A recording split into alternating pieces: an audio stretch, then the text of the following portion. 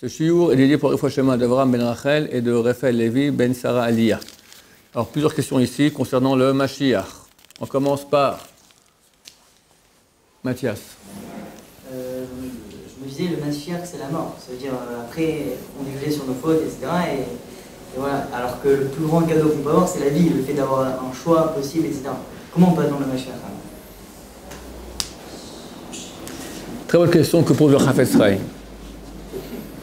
Chafetz Chaim, il dit, c'est quoi Mashiach? Alors comme tu dis, c'est presque comme la mort, avec la nuance que la mort c'est une connotation un peu négative, tout le monde pleure et on finit à mettre sous terre. Mais qu'est-ce qui se passe à la mort réellement? Sans parler du traumatisme de la famille, on était ici pour servir Hachem, on a bossé dur, et maintenant commence la période où on va profiter de tout ce qu'on a fait, on suit Hachem dans le plus grand bonheur possible et imaginable. Il y a un petit hic, on ne peut plus agir. Quand Mashiach vient, idem. Jusqu'à ce que Mashiach vienne, on peut agir. Tu as libre arbitre. Il y a le mal, il y a le bien. J'ai mis devant toi la vie et la mort, je choisis la vie, mais je peux choisir. Quand Mashiach vient, le mal est éradiqué du monde, il n'y a plus de mal. Il y a un dévoilement total de la véracité de Dieu. Amour extraordinaire, bienfaisance de Dieu dans l'humanité extraordinaire, plus de jalousie, plus de concurrence, plus de pauvreté, rien, bonheur total. Génial, mais tu n'as plus de libre arbitre. Il y aura un peu. Pourquoi? Alors, M. Baba Shaul, il a dit que c'est impossible quand Mashiach vienne qu'une mitzvah de la Torah disparaisse, tout doit continuer. Or, il y a une mitzvah de tchouva. Alors, comment on peut faire si on n'a plus d'option de mal? Comment la tchouva pourra-t-elle subsister? Alors, on a dit, il n'y aura pas une option de mal, il y aura une option de plus ou moins bien. On pourra plus se rapprocher, moins se rapprocher d'Hachem. Ça, on aura encore donc un certain libre arbitre. Mais petit, très petit par rapport à l'époque que nous vivons actuellement, qui est très dure, mais qui est très très bénie, vu qu'on a des épreuves énormes. C'est vraiment le moment où il faut maintenant mettre les bouchées doubles. Il n'y aura plus les punitions du Beddin, tout ça, même quand le temple sera reconstruit? Il n'y aura pas de mal, personne ne pourra faire le mal. Impossible. C'est marqué à l'époque du Messianique, quelqu'un vient, il veut coucher avec sa femme qui est Nida, le lit crie « Nida !» Il veut cueillir c'est une image, il veut cueillir une figue Shabbat, la figue lui crie Shabbat.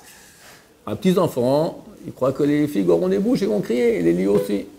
Ça veut dire qu'on aura une réalité, comme je te dis maintenant, on saute par la fenêtre. C'est sympa, pourquoi pas? On vole comme ça. Ta conscience te dit non, parce que, boum, je tiens à la vie, mets ta main dans la prise. Alors tu vas la mettre, tu verras que tu vas te mettre à trembler. Pourquoi? Pourquoi? La prise te dit, attention, danger. Le vide te dit, attention, danger. Le gosse, il n'est pas conscient, il met la main dans la prise, il saute par la fenêtre, Chas Shalom, d'accord? Il est inconscient. Donc il y aura une conscience à l'époque des péchés, on ne pourra pas les faire. On verra la lumière de chaque chose, on verra le mal dans chaque chose. Donc il y aura des sacrifices expiatoires pour le passé actuel. Et il y aura, c'est marqué à un moment, il n'y aura plus que Korban Toda, que sacrifice de Toda, remerciement à Hachem. Le Rambam dit comme quoi ceux qui pensent que le monde il va changer après Mashiach, c'est des faux. Ok, alors il y a une marloquette dans la Gemara, entre Shmuel et Chachamim. Shmuel il dit, quand Mashiach vient, rien ne change si ce n'est Shibud Galouyot. Ça veut dire l'esclavage entre les nations. C'est fini. On n'a plus tout le monde qui nous crie dessus, on n'a plus d'antisémitisme, on est bien. Mais le monde continue le même. Chachamim disent non, il y aura des miracles extraordinaires. On va travailler et tout comme ça. Hein? On va travailler et tout comme ça. D'après le Rambam, oui. Il y aura la bracha, il y aura la bénédiction, mais il dit que il y aura la bénédiction, mais il n'y aura pas de miracle. Il n'y aura pas des miracles, tout à coup, des choses... Comme dit la Gemara dit que les femmes vont accoucher tous les jours, tomber enceinte le même jour à la couche. Les arbres vont donner des fruits et des gâteaux, des habits et des gâteaux. Beaucoup de miracles, d'accord? Ça, il n'y aura pas. Le Rambam a tranché comme Shmuel. Le Rahavad, qui est un contemporain du Rambam, Rabbi Avraham ben Navé de Poskier, à l'époque du Rambam, il était considéré comme plus haut que le Rambam. Lui dit comment tu tranches comme Shmuel. Il y a une loi dans la façon de trancher la loi. Yachid varabim lachakarabim, entre une personne unique qui donne un avis et une multitude de chachamim, de sages qui donnent un avis, on suit la multitude, on va d'après la majorité. Or Shmuel il est un, chachamim sont beaucoup. Donc comment le Rambam a tranché comme Shmuel? Il n'y a pas de réponse à cette question. Et le Rambam dit donc c'est pas comme ça, c'est comme chachamim et il y aura des miracles. Je pose la question au Rav Eliezer Abba Shaul, qui a des raisons, il m'a dit comment ça reviendra, on verra qui avait raison. Le Rav Eliashiv, son grand-père qui était le plus grand kabbaliste ashkénaze des derniers siècles, il a dit les deux sont vrais. D'abord, il y aura une période où tout est normal. Puis peu à peu, en fonction de l'élévation spirituelle de l'humanité, raison pour laquelle vient le Mashiach, son but c'est que toute l'humanité va monter de degré. Au bout d'un moment, on passe dans une phase différente de réalité où on verra des miracles. Comme aujourd'hui, on voit qu'il y a des sages d'Israël qui ont roi HaKodesh. Je viens de lire aujourd'hui une histoire d'un copain à moi, qui s'appelle Tal Doer, un avrar que je connais. Il était loin de voir le Rav Ben Sion et il faisait sa souka. On fait souka maintenant, il y avait un problème. C'est très compliqué. Alors, il a mis un crayon avec un stylo pour faire un dessin. Alors il veut dessiner, il y a le balcon, il y a le toit des voisins qui arrivent. Alors on lui a dit, donne-moi. Voilà, ça c'est ton balcon, là t'as le toit du voisin, ici t'as 2 mètres, là t'as 3 mètres. Il a fait le dessin de tout. Alors tu fais comme ça. Il était complètement abasourdi. Il n'a jamais été chez lui, il ne connaît pas. Tout en vision. Alors ça c'est les grands d'Israël qui ont une vision extraordinaire des choses. À l'époque messianique, sans qu'on soit à l'époque des miracles encore, on aura tout ça. C'est marqué dans les prophètes que les jeunes gens et les jeunes filles vont prophétiser. C'est quoi prophétiser? Ils sont en contact avec Hachem, ils entendent Hachem. Hachem leur parle. Ruben, lève-toi. C'est bon, j'arrive. C'est bon, j'arrive, d'accord. Yochai aussi, d'accord. Nous tous. C'est Hachem qui va nous... Mais pas comme ça, on se lèvera parce qu'on voudra aller louer Hachem. Au contraire, il va dormir. Attention, on aura tellement une soif d'Hachem qu'on ne pourra plus aller dormir. Alors, donc il y aura déjà un niveau spirituel extrêmement grand. Ensuite, on va rentrer, on va connaître les secrets de la Kabbalah, les secrets de la mystique juive. Dans la Kabbalah, il y a beaucoup de combines à faire en utilisant les noms de Dieu. On n'a pas le droit de faire ça aujourd'hui, c'est absolument interdit. Mais à l'époque, c'est un degré spirituel, je te passe sans les miracles. C'est pas encore que les arbres donnent des habits et des gâteaux, d'accord? La nature reste la même, mais nous on aura une capacité des grands d'Israël. Baba Saleh, les autres, Rabbi Chaim Pinto, etc., tous ceux-là, ils faisaient des miracles extraordinaires. Ils pouvaient, on dit que Rabbi Chaim Pinto, il venait faire de...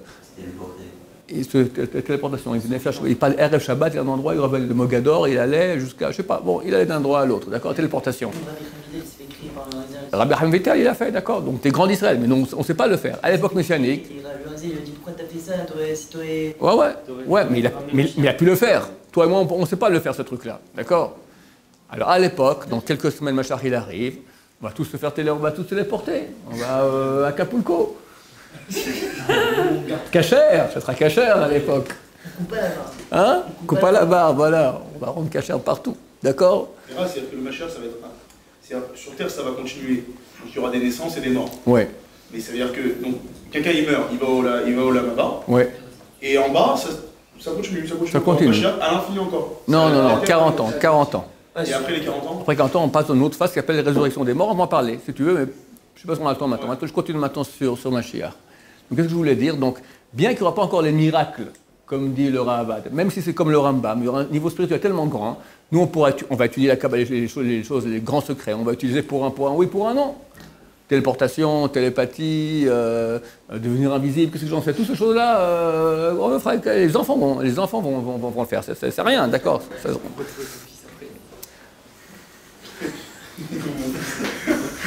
Pour que ton fils? Pour être ton fils, il s'est mis invisible, t'es mal. Hein?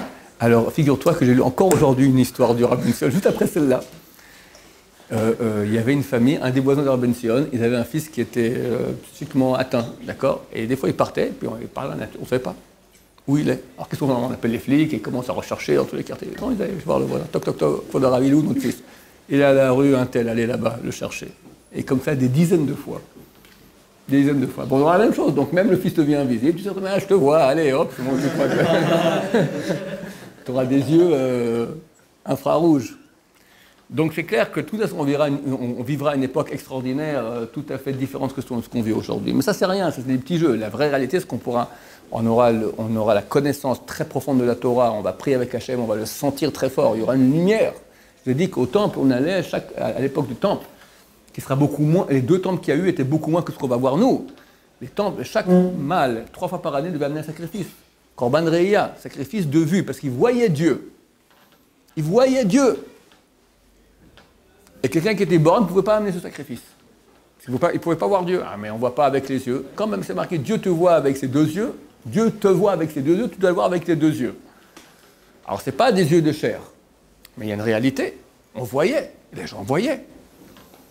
Tout le monde va accepter qu'on construise le temple ou... Mais qui pourra oser dire que non? C'est marqué dans le Midrash. Quand Dieu va vouloir venir maintenant dans sa demeure, se réunir avec l'âme Israël, à quoi ça ressemble?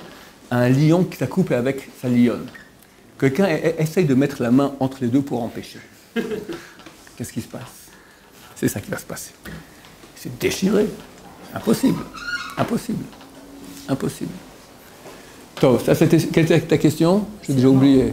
À la mort. Alors pourquoi est-ce qu'on attend ça? Alors à part le fait que effectivement, donc du point de vue personnel, on y perd. Parce que le monde de l'action, c'est maintenant. Et dès que Mashiach il arrive, alors ça s'arrête. Mais comme la vie, elle a aussi une fin, on ne va pas rester en train de bosser sans cesse. Il y a un moment où on doit maintenant dire, ok, j'en ai marre de ce monde de mensonges, je veux maintenant la vérité, je veux Hachem. Nous devons vouloir Mashiach pour qu'il y ait dévoilement d'Hachem, pour que ce soit un grand kiddush Hachem, une sanctification du nom de Dieu. C'est un chiloul, c'est une profanation du nom de Dieu. Comment le nom de Dieu, il est souillé. C'est terrible. Quelqu'un qui aime Dieu ne peut pas supporter ça. Comment aujourd'hui des gens ne te reconnaissent pas? Les gens se moquent de la religion, se moquent de la Torah, sont à côté de la plaque, ils ratent leur vie en plus. Toi, Dieu qui est tellement bon, tu laisses une chose pareille, on ne peut pas accepter. Nous voulons la disparition du mal. Ça, c'est aimer Hachem. On sera jugé là-dessus. Une des premières questions qu'on nous demande quand on va au Olam Haba, c'est Pitale Yeshua. Est-ce que tu as attendu la Géoula? Pas y croire. Plus, l'attendre. J'en peux plus. Quand tu reviens, quand? On sera jugé là-dessus. C'est très bientôt. Attends, c'est très bientôt, je te dis. Je vais parler. Ah, mais est-ce que c'est quelque chose de Attends, laisse-moi, je commence à te dire des trucs sympathiques.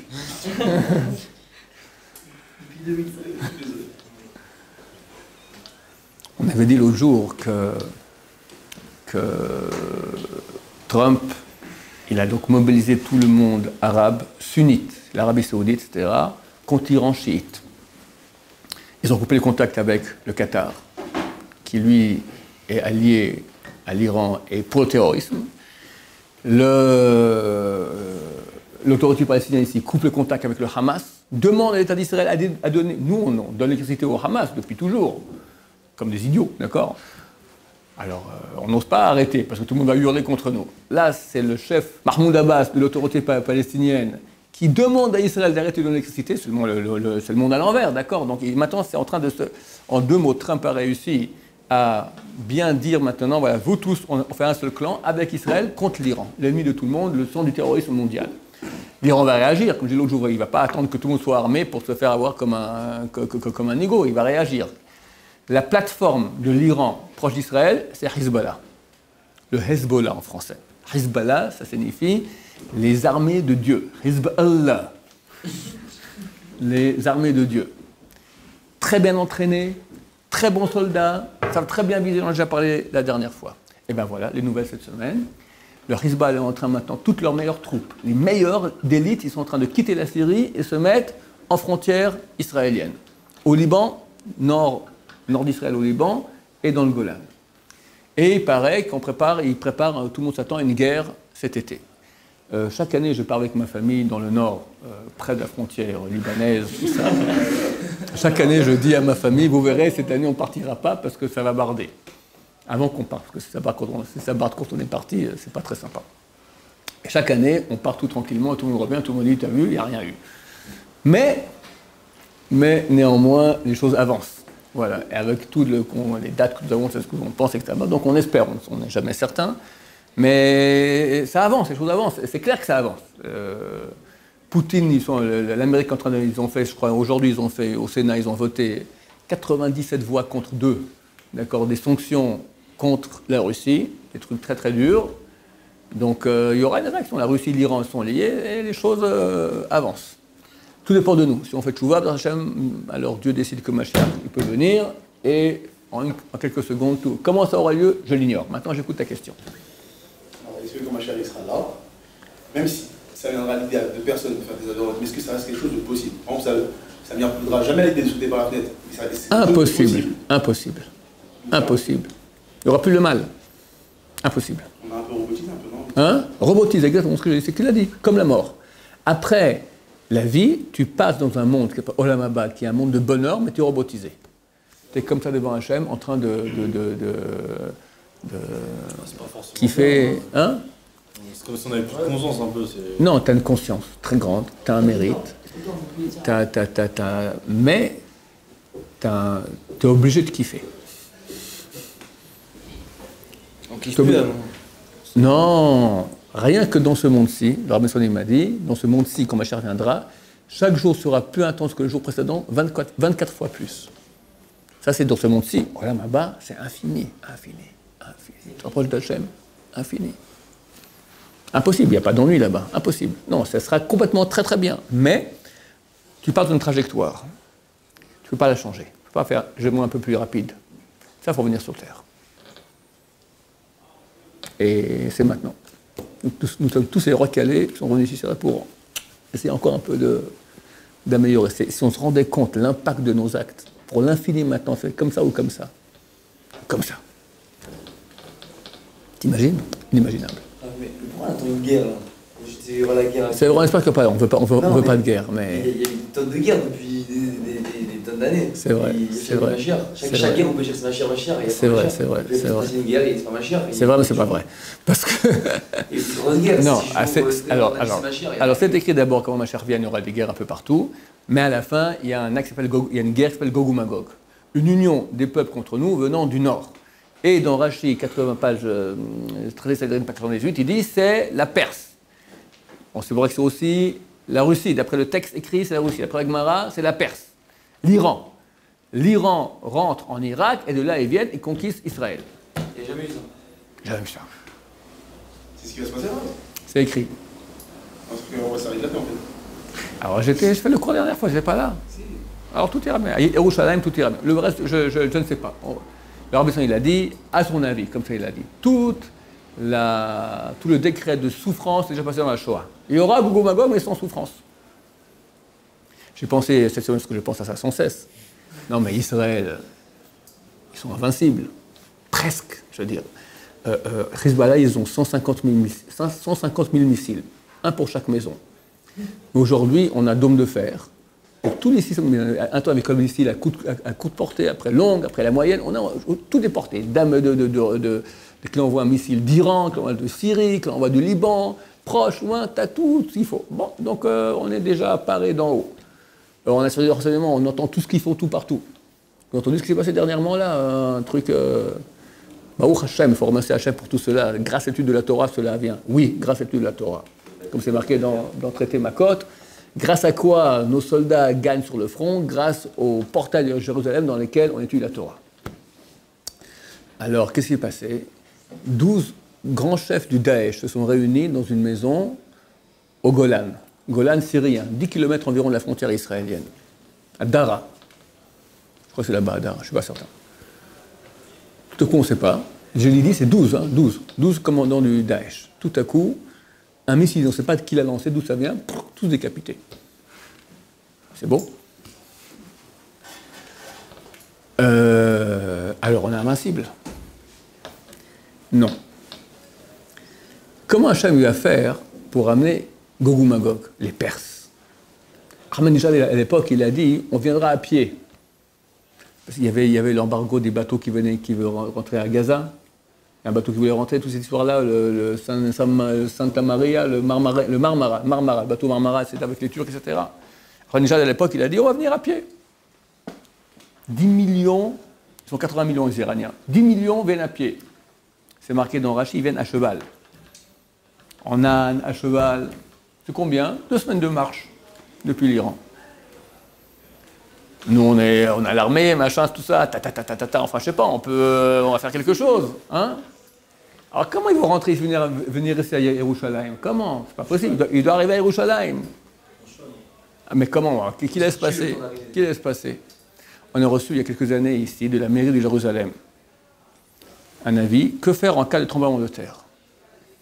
Nous savons qu'il y aura un tremblement de terre dans les 20 ans à venir. On ne sait pas quand, mais on sait qu'il y aura lieu. On est ici sur la faille syrio-africaine. Tu as des plaques tectoniques. Elles sont comme ça, puis ça fait comme ça, tremblement de terre. Quand? C'est pas à chaque seconde. Rien, tu n'avertis de rien. Et c'est marqué dans Gog Magog, il y aura des tremblements de terre. Imagine maintenant qu'il y a... Alors qu'est-ce qu'il fait le quartier général avec leurs missiles et leurs machins? C'est tout bousillé, terminé, il n'y a plus rien. Plus rien. À cheval, on peut rentrer dans le pays. En fumant une cigarette, pépère. C'est combien de temps qu'ils ont dit ça, la mairie de... Alors, hein? C'est combien de temps qu'ils ont dit ça, la mairie de... Il y a 4-5 ans. Que faire en cas, tu te mets sous un portail, quelqu'un qui couche, lui mettre un coussin dessus, aller sous le lit et tout. 15 Hein? ans encore. Hein? 15 ans encore. Tac, ouais. Max. Voilà, max. Non, 2018, Max. Ça va être un gros tremblement de terre ou... On n'a pas dit. Ici, il y a eu, on était ici il y a 15 ans. Vous savez que le Rav Biton dans mon bureau, on entend un boum énorme. Pah! Qu'est-ce que c'est? Il fait comme ça. C'est le tremblement de terre. C'était une seconde. Pah! Comme ça. Je rentre dans le Beth Midrash. Toutes les lampadaires qui sont avec des trucs cristal comme ça. Gling, gling, gling, gling, gling, gling, gling, gling, gling. Tout bouge comme ça. Gling, gling, gling, gling, gling, gling, gling.